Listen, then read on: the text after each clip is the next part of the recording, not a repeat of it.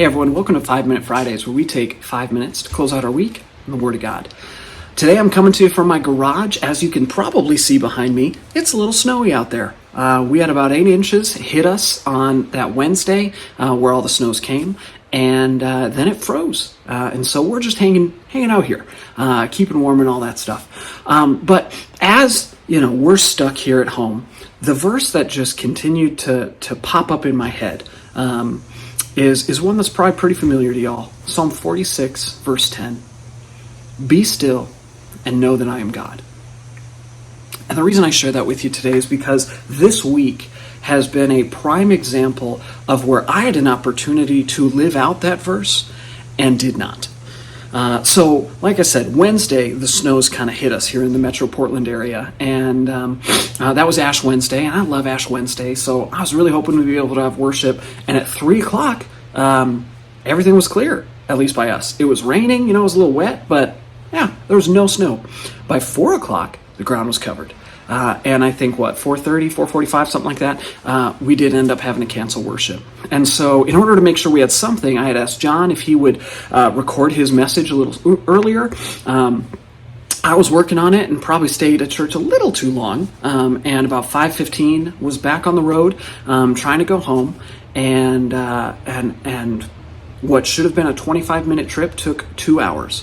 And so the most frustrating part is when I finally, weaving through back roads, was on Clatsop, and I'm sitting at the top of the hill, and everyone in front of me is at a dead stop.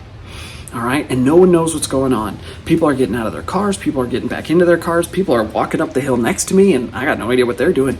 But then all of a sudden, this one guy starts running up the hill and is stopping at every single car on his way up. And when he gets to my car, he says, "Hey, just so you know, there's an F-250 down there stuck across the road. We're working to get him unstuck. Then we're going to let the people coming up the hill go first, because it was about one lane at that point. And then we'll let you all go down the hill. All right, just hang tight. We'll get you out of here." And I was like, "Oh, cool. All right. Does this guy work for the city? Like, why are you here?" And so I'm sitting there, and I'm watching not as patient people try to pull around and go in, and that same guy telling them, like, "Hey, please get over. Like, we got other cars that are trying to come." We even had an emergency vehicle trying to come at one point. But he was helping that out, and he was helping make sure. And about 30 minutes later, I was heading down the hill. We were going. It was fine. And I saw a whole bunch of other people. And again, I had to pause partly on my way down because someone tried to pull out of another street. And I just yelled out to the guy. It's like, "Hey, you know what? Are y'all stuck? Like, what's going on?" They're like, "No, we just live here. We saw all these cars getting stuck, and we decided to hop out and see if we could help." And it was such a cool moment that was completely missed by me in that moment, because I was so frustrated with the fact that it had taken me an hour and a half just to get to this point.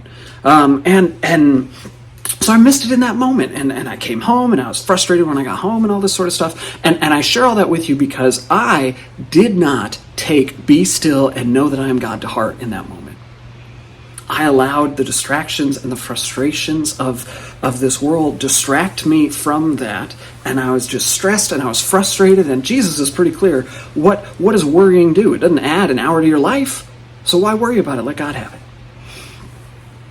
And I recognized how I missed a moment to show my gratitude, not only to God, but to those people that God was using to help make sure that those of us on Clatsop were safe and were able to move forward and get home. And I share all that with you today because as some of us are probably, like me, stuck here at home in the snow, as some of you may be without power right now, some of you may have other stressors that are totally unrelated to the weather that are just continuing to plague your heart and mind. What I just encourage you to be doing is, in all of the stress, and all of the noise, and all the frustration, and all the different things that are going on around you, take a moment to breathe.